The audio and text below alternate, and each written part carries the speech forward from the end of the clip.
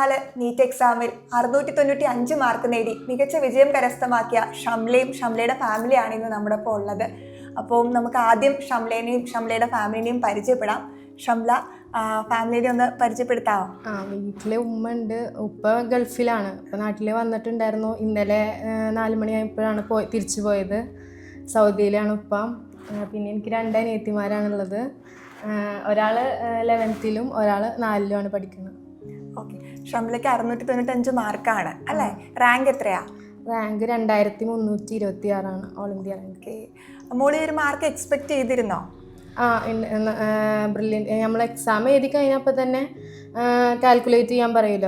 അപ്പോൾ mark calculate ചെയ്ത് ഏകദേശം ഇത്രയൊക്കെ ഉണ്ടായിരിക്കുന്നൊരു ഇതുണ്ടായിരുന്നു. അപ്പോൾ ഇത്രയും മാർക്ക് ഉണ്ടാവും എന്നുള്ളൊരു പ്രതീക്ഷ ഉണ്ടായിരുന്നു. അപ്പോൾ നല്ലൊരു മാർക്ക് നേടാൻ സാധിച്ചിട്ടുണ്ട്. സന്തോഷം. പിന്നെ മോള് സ്കൂൾ പഠനമൊക്കെ എവിടെയായിരുന്നു? സ്കൂള് ഞാൻ 10th വരെ പഠിച്ചത് പാവർട്ടിയിലെ ക്രൈസ്റ്റ് കിങ് കോൺവെൻറ്റിലാണ് പഠിച്ചത്. അത് കഴിഞ്ഞ് +1 +2 ഞാൻ Thycaud VR Appu master memorial ആ സ്കൂളിലാണ് പഠിച്ചത്. അത് കഴിഞ്ഞിട്ട് പിന്നെ ബ്രില്യൻറ്റിൽ റിപ്പീറ്റ് ചെയ്യാൻ ജോയിൻ ചെയ്തു. എങ്ങനെയായിരുന്നു മോളുടെ ഒരു എൻട്രൻസ് സ്റ്റഡി പ്ലാൻ അല്ലെങ്കിൽ ടൈം ടേബിൾ ഒക്കെ എങ്ങനെയായിരുന്നു? ഞാൻ ബ്രില്യൻറ്റിൽ റിപ്പീറ്റേഴ്സ് ബാച്ചിലായിരുന്നു പഠിച്ചത്. ഫസ്റ്റ് ടൈം ഞാൻ റിപ്പീറ്റ് ചെയ്തപ്പോൾ പാലയിലാണ് ചെയ്തത്. പാലയിൽ ഫസ്റ്റ് ടൈം റിപ്പീറ്റ് ചെയ്തു. അവിടെ പേൾ ഹോസ്റ്റലിലായിരുന്നു. അങ്ങനെ പഠന രീതി എന്ന് പറയുമ്പോൾ നമ്മൾ അന്ന് തന്നെ എടുക്കണ വിഷയം അന്ന് വന്നിട്ടൊന്ന് റിവൈസ് ചെയ്ത് പിന്നെ വീക്ക്ലി എക്സാം ഒക്കെ ഉണ്ടാവുമല്ലോ.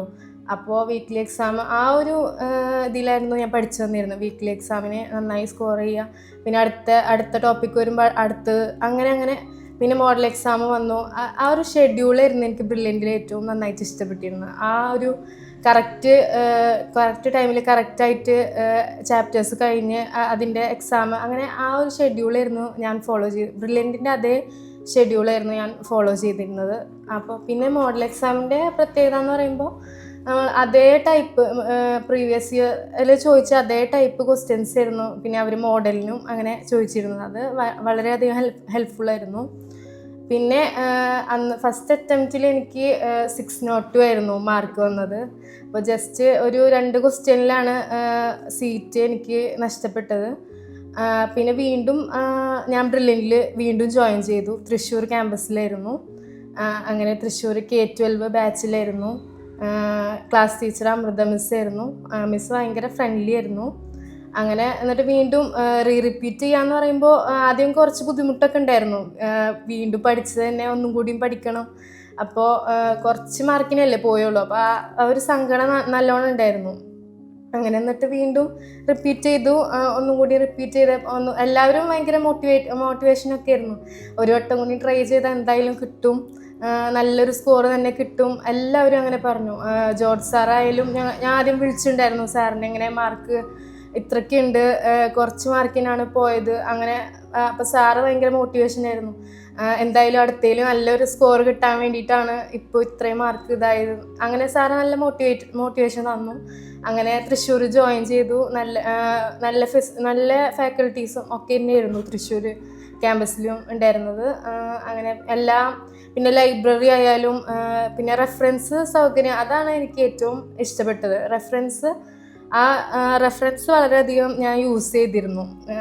ഈ ഒരു ഹോസ്റ്റലിൽ നിന്ന് പഠിക്കണേറ്റവും കൂടുതൽ ഞാൻ റെഫറൻസ് ആയിരുന്നു ഫോക്കസ് ചെയ്തിരുന്നത്. അപ്പോൾ മിക്ക ടൈമും ഞാൻ റെഫറൻസിന് വന്നിരുന്നു. അപ്പോൾ കോർഡിനേറ്റർ സാറാണെങ്കിൽ ആൽബിൻ സാറ് ഭയങ്കര എന്നും സാറിങ്ങനെ ഡൗട്ട് ചോദിക്കാനാണോ അങ്ങനെ എപ്പോഴും ഞാൻ പ്രൊഫസർ സാറിലൊക്കെ പോകുമ്പോൾ സാറിനെ കാണും.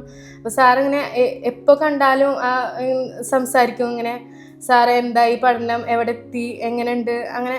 അപ്പോൾ സാറിൻ്റെ ഒരു മോട്ടിവേഷനും പിന്നെ ടീച്ചേഴ്സിൻ്റെ ഒരു ഫ്രണ്ട്ലി ആയിട്ടുള്ള അപ്രോച്ചാണ് എനിക്ക് ഒരു വിജയം നേടിത്തരാൻ ഹെൽപ്പ് ചെയ്തത്.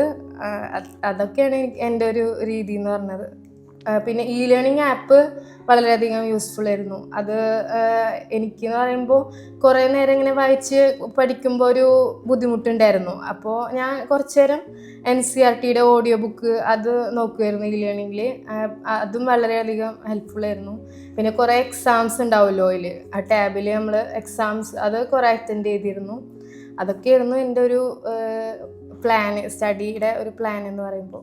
അത്രയൊക്കെയാണുള്ളത്. ഈ പറഞ്ഞത് തന്നെ നമുക്ക് മനസ്സിലാക്കാം ബ്രില്യൻ്റ് ഒത്തിരി ഹെൽപ്ഫുൾ ആയിരുന്നു മോൾക്ക് അല്ലേ ഈ ഒരു അച്ചീവ്മെന്റ് നേടാനായിട്ട്. ഓക്കെ, മോളുടെ ഫേവറേറ്റ് സബ്ജക്ട് ഏതാ?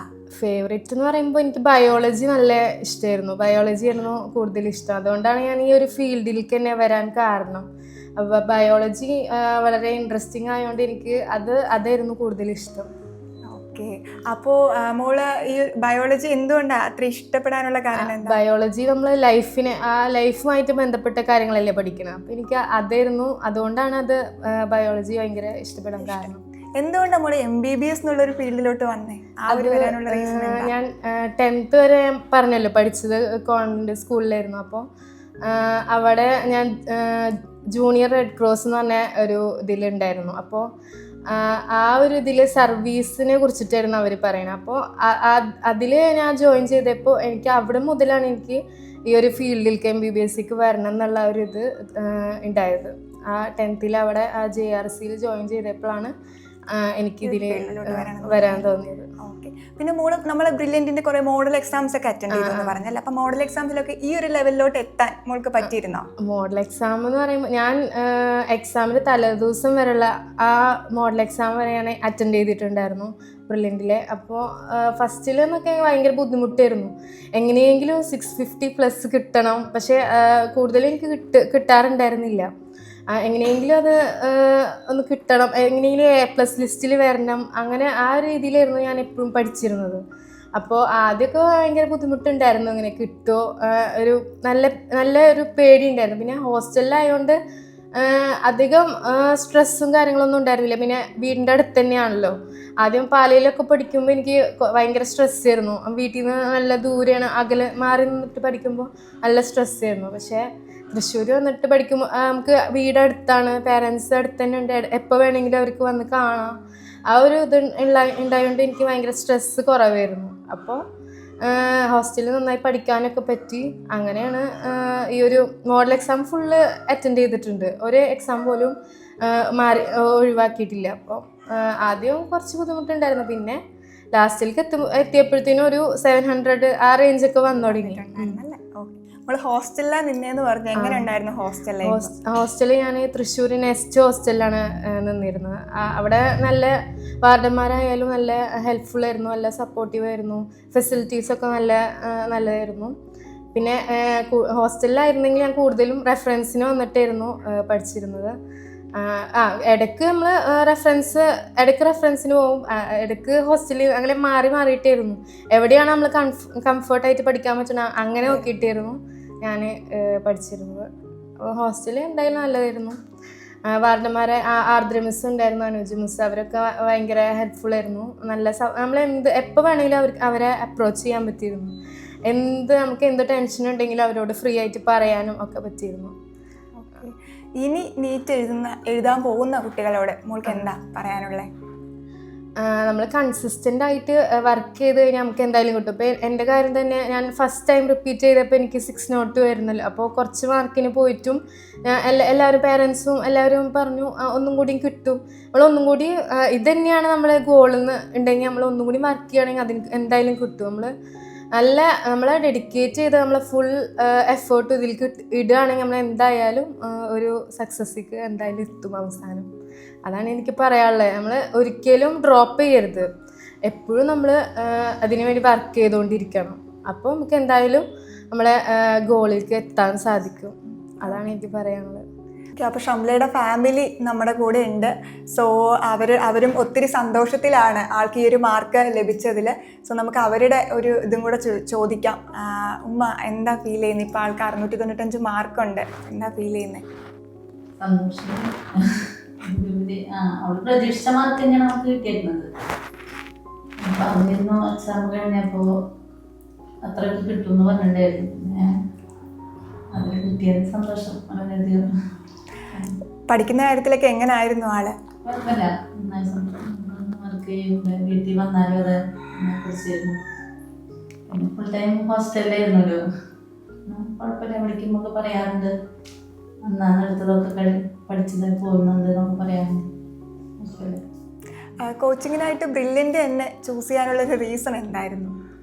അവൾക്ക് താല്പര്യം അതായിരുന്നു. അവള് കോച്ചിങ് സെന്റർ കുറേ എന്താ പറയാ യൂട്യൂബിലൊക്കെ സെർച്ച് ചെയ്തിട്ടൊക്കെ ബ്രില്യൻ്റ് മതി എന്ന് അവൾ ഇങ്ങോട്ട് പറയുക ചെയ്തത്. അവിടെ കൊണ്ടുപോയി ചേർത്ത് അവളുടെ ഇഷ്ടം. ഷംലയുടെ അനിയത്തിയാണല്ലേ? മോളുടെ പേരെന്താ? ഷസ്ന. ഇപ്പോൾ +1 പഠിക്കുവാണല്ലേ? സോ ചേച്ചിയുടെ ആ ഒരു പാത പിന്തുടരാൻ തന്നെയാണോ മോൾ ആഗ്രഹിക്കുന്നത്? അതെ അല്ലേ? ചേച്ചിയുടെ ഇത്രയും മാർക്ക് കണ്ടിട്ട് സന്തോഷമായോ? എന്താ തോന്നിയേ? സന്തോഷമായി. അനിയത്തിയാണല്ലേ? മോളുടെ പേരെന്താ? ഷിഫ്ന. എത്രയിലാ പഠിക്കുന്നേ? 4 ചേച്ചിയുടെ മാർക്ക് കണ്ടപ്പോൾ സന്തോഷമായോ? ആയി അല്ലേ? സോ ഷംലയും ഷംലയുടെ ഫാമിലിയൊക്കെ ഒത്തിരി സന്തോഷത്തിലാണ് ഈ ഒരു മാർക്കിൽ. അപ്പോൾ ആൾ ആഗ്രഹിച്ച പോലെ തന്നെ കോഴിക്കോട് മെഡിക്കൽ കോളേജിൽ ആൾക്ക് ജോയിൻ ചെയ്യാൻ സാധിക്കട്ടെ. നന്നായിട്ട് പഠിക്കുക കേട്ടോ. All the best for your future. Entrance സംബന്ധമായ വാർത്തകളും അപ്ഡേഷനുകളും ഏറ്റവും വേഗം ആധികാരികമായി അറിയാൻ ബ്രില്യൻറ്റ് സ്റ്റഡി സെന്റർ പാല യൂട്യൂബ് ചാനൽ സബ്സ്ക്രൈബ് ചെയ്യുക. ബെല്ലൈക്കൺ അമർത്തുക. ഈ വീഡിയോ മറ്റു സുഹൃത്തുക്കളിലേക്ക് മാക്സിമം ഷെയർ ചെയ്യുക.